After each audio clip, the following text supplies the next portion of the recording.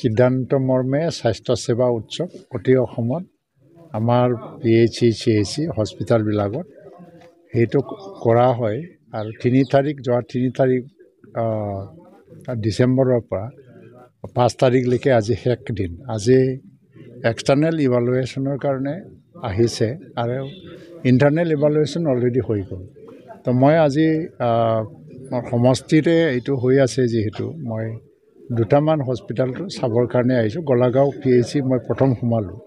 ইয়াত ইনফ্ৰাষ্ট্ৰাকচাৰ ঠিকে আছেনে নাই, পুৰণা বিল্ডিং হয় কিন্তু ইনফ্ৰাষ্ট্ৰাকচাৰ যিমান লাগে এইটো আছে আৰু তাৰপিছত ড্ৰাগছৰ কোনো শ্বৰ্টেজ নাই আৰু ডক্টৰ হয়তোবা যিটো কমনলি আমাৰ গাইনী ইছ্যুটো বহুত ৰুৰেল এৰিয়াত, তো ইয়াত গাইনী ডক্টৰ নাই আৰু ডক্টৰৰ শ্বৰ্টেজটো কমন এটা ফেনমেনন হৈ আছে গোটেই অসমত, অকল ইয়াৰ বুলি নাই কিন্তু 4জন ডক্টৰ ইয়াত ভালকৈ চলাই আছে।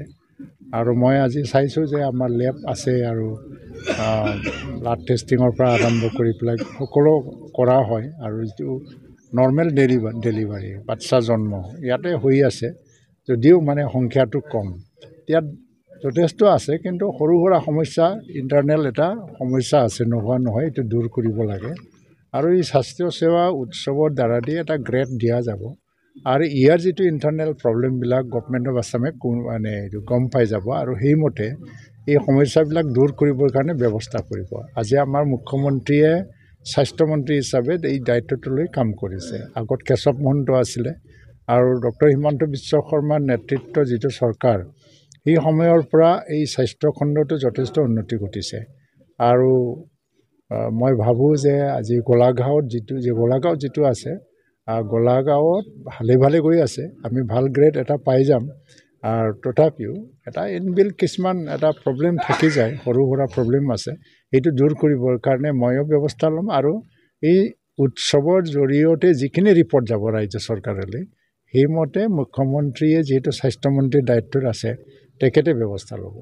স্যাৰ, শেহতীয়াকৈ যোৱাকালি এটা প্ৰেছ মিট লৈছোঁ, ৰাজনৈতিক বিষয় ছাৰ কৈছে যে এপছৰ আহ্বানত যদি UPPL BPF একত্ৰিত হ'ব পাৰে, যাৰ কাৰণে তেওঁলোকে এইটো শ্লোগান লৈ GSP অবৰো একত্ৰিত হৈছে বুলি সংবাদ মেল দিছে। অবৰো ইছ্যুটো পুনৰ আহি আকৌ উত্থান হ'বলৈ ধৰিছে ছাৰ, এতিয়া কৈছে এই ৰাজনীতিক ক্ষেত্ৰখনত কোনো বস্তু শেষো নহয়, কোনো বস্তুৰ পুনৰ্জন্ম নহয়, এইটো ৰিপিট হৈয়ে থাকে, এইটো মোৰ ইছ্যু নহয়।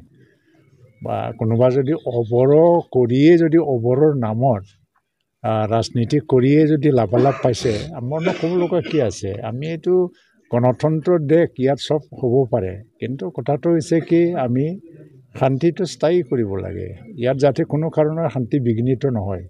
আমি খুব কষ্টৰ মূল্যৰ বিনিময়ত, মানে খুব মূল্য দিব লগা হ'ল, কষ্টৰ বিনিময়ত আমি শান্তিটো পাইছোঁ। ইয়াত 3-4 বছৰত কোনো সংঘাত নাই, সংঘৰ্ষ নাই, উগ্ৰবাদ নাই আৰু এইটো এটা যৌথ ইনিচিয়েটিভ আমাৰ BJP গভৰ্ণমেণ্ট আৰু UPPL গভৰ্ণমেণ্ট বা UPPLৰ সেই সময়ৰ নেতা আৰু এই সময়ৰ সৰ্বানন্দ সোণোৱাল ডাঙৰীয়া মুখ্যমন্ত্ৰী আছিল, নৰেন্দ্ৰ মোদী প্ৰধানমন্ত্ৰী আছিল, বৰ্তমানৰ মুখ্যমন্ত্ৰী ডক্টৰ হিমন্ত বিশ্ব শৰ্মা, তেখেতসকলৰ নেতৃত্বতে শান্তিটো স্থাপন হ'ল।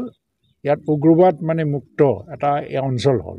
এইটো স্থায়ী কৰিব লাগে, সুনিশ্চিত কৰিব লাগে যাতে এই দিশটো চবেই চাওক। নিজৰ যিটো এটা মৰেল ৰেছপনচিবিলিটি এইটো ৰক্ষা কৰিব লাগে।